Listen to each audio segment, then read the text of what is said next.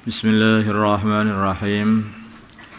Bahtul Masail Senin 22 Rabiul Tsani 1442 Hijriah 7 September 2020 Masehi. Masalah Desember 7 Desember 2020 Masehi. Desember dan September sama saja. Masih di dunia. Masalah memberi tanda dan tato pada hewan. Memberi tanda atau tato pada hewan. Cap dengan besi panas dicap itu. Di sebagian peternakan seperti peternakan kuda, kelinci juga ya. Kelinci, apabila sapi juga biasanya, apabila hewan sudah terlatih dengan baik, maka hewan tersebut akan diberi tanda khusus seperti memberi tanda huruf K di tubuh kuda atau di telinga kelinci yang keduanya sudah terlatih. Pertanyaan, apakah hukum memberi tanda atau tato pada hewan sebagaimana deskripsi di atas? Hukumnya bagaimana, maksudnya apa? Bagaimana hukum memberi tanda atau tato pada hewan sebagaimana deskripsi di atas? Jawab diperinci, jika tandanya berada di wajah, maka hukumnya adalah haram. Karena ini menyakiti hewan, di samping itu pula itu wajah itu tempat yang paling mulia sebetulnya. Hewan pun juga yang paling mulia ya wajahnya juga. Jika tandanya berada di wajah, maka hukumnya adalah haram.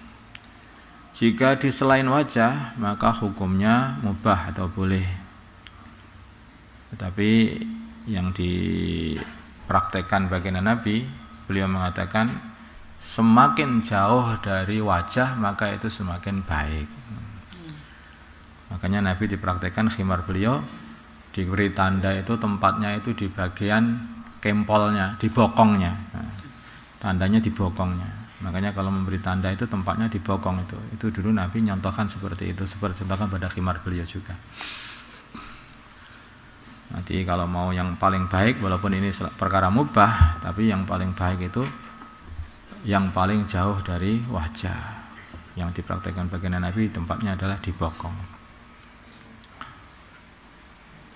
Benar tuh bokong ya biasanya. Bokong atau pantat. Ini pantat itu bahasa Malaysia agak enggak boleh ngomong pantat. Adapun untuk hewan zakat atau jizyah, maka hukum memberi tanda pada hewan tersebut adalah sunnah. Karena biar pertama kali faedahnya itu orang itu punya hewan banyak, nanti enggak diberi tanda malah nanti kembali lagi ke pemiliknya. Makanya dikasih tanda apa itu sedekah atau lillah atau apa saja yang bisa memberi tanda bahwa ini adalah untuk sedekah, apa ini atau ini adalah untuk Allah itu. Itu caranya.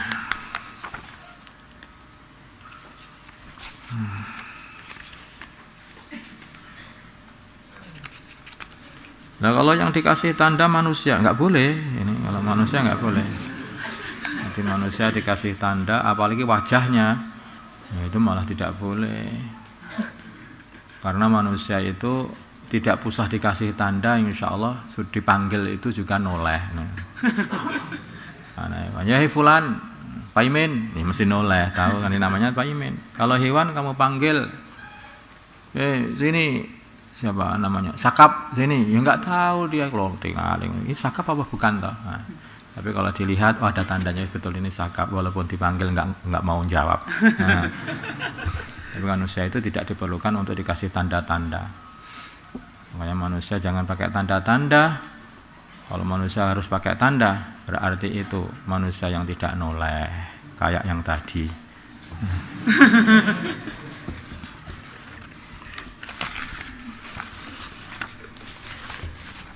Dua, membunuh lalat dengan perekat.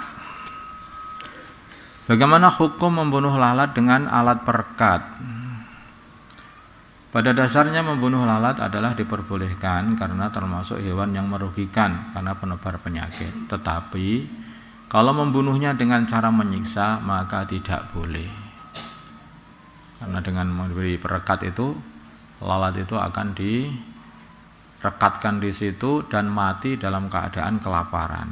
Nah, pelan-pelan 1 jam, 2 jam, sehari, 2 hari sampai mati lemes gitu nggak bisa. Nah, itu berbahaya. Ya, kalau memang mau bunuh ya bunuh yang baik.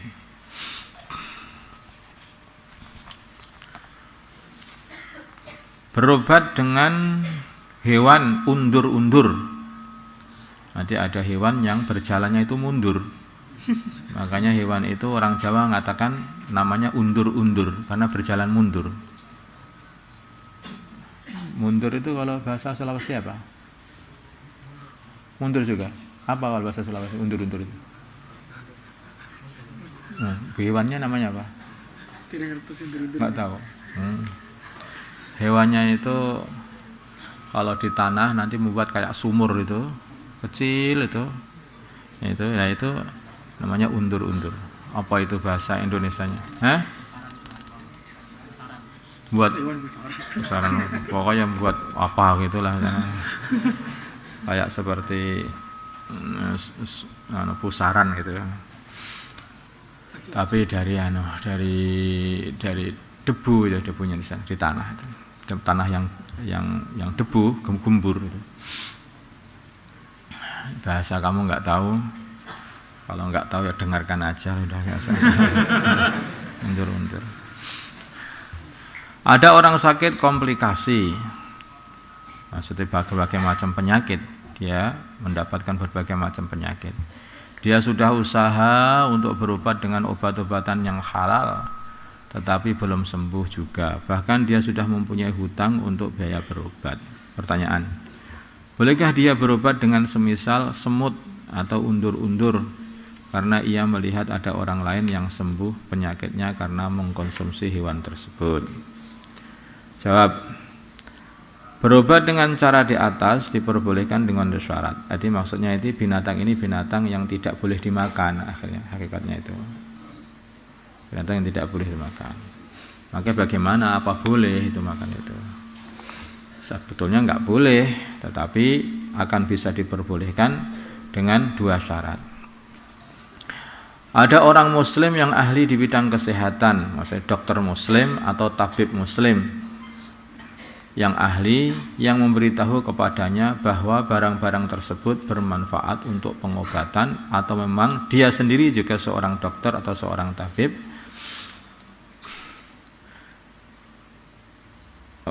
dan dia paham bahwa sesungguhnya binatang itu dapat bermanfaat atau dapat bisa bermanfaat untuk kesembuhan dirinya. Nah, itu.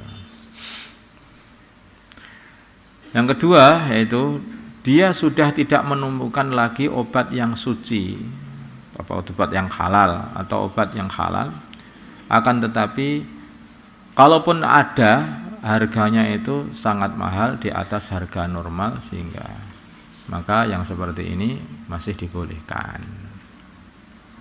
Pertama kali memang harus ada 2 syarat. Syarat pertama, dia memang punya ilmu atau dikasih orang yang berilmu urusan kesehatan, apa dokter atau tabib, bahwa undur-undur tadi itu bisa menyembuhkan penyakitnya. Kemudian yang kedua, ini dua-duanya harus ada syarat ini. Yang kedua, memang tidak ada obat yang halal. Obat yang halal atau suci yang dia dapat berobat dengan obat itu. Atau ada obat halal tetapi obatnya itu mahal sehingga dan melebihi dari harga normal. Itu juga dia masih pakai obat yang murahan tadi. Undur-undur. Wallahu a'lam. Di agama itu mudah ya. Perkara itu kalau sudah mepet maka akan jadi meluas lagi. Kalau sudah mepet jadi meluas lagi. Jadi agama itu selalu menempatkan kita di tengah-tengah itu loh. Kalau terlalu luas nanti dikasih tahu jangan terlalu banyak. Makan itu halal, tapi makan banyak, jangan banyak makan. Nah, makan itu yang baik adalah makan yang hanya mengisi perut hanya sepertiga perut, sepertiga untuk makanan, sepertiga untuk minuman, sepertiga untuk angin, katanya untuk nafas. Jadi dijarasi seperti itu. Enggak ada makanan, andanya itu kodok namanya seperti itu. Nah, ya, enggak bisa makan kecuali hanya satu tok itu yang bisa dimakan. Akhirnya jadi dikasih kelonggaran. Nah, makanya kalau sudah dikasih kelonggaran, ternyata di situ ada kambing, wah, kodoknya, wah itu berarti kalau kambing bagaimana? Enggak boleh, enggak boleh. Nah. Ya kalau sudah ada kambing, ternyata ada kambing di situ ya kambing aja makannya, jangan kodok, kodoknya ditinggalkan lagi. Tunggu dulu kalau sudah kambingnya habis. Nah kalau kambingnya habis datang sapi ya malah nggak usah makan kodok lagi. Apalagi anjing. Ya di agama Masya Allah, Islam itu mudah betul, mudah. Nggak ada orang itu ngelakoni Islam itu kok susah, itu nggak ada. Sholat itu harus berdiri, nggak bisa ya duduk, nggak bisa juga bisa miring, nggak bisa terlentang, nggak bisa ya isarah-isarah bagaimana, itu mudah sekali. Ini capek, ini kalau dalam perjalanan sana itu jamak, itu kosor, dan coba mudah sekali agama itu. Tapi setelah kamu tahu agama mudah, jangan ngarang sendiri. Agama itu mudah. Apa saja halal. Enggak begitu itu. Nanti kalau sudah kamu seperti itu terjerumus malahan, harus dengan tanya kepada para ulama yang ahli. Allahumma shalli ala sayyidina Muhammad wa ala sayyidina Ibrahim wa ala sayyidina Ibrahim wa barik ala sayyidina Muhammad wa ala sayyidina Muhammad wa ala sayyidina Ibrahim wa ala ali sayyidina fil alamin innaka Hamidum Majid.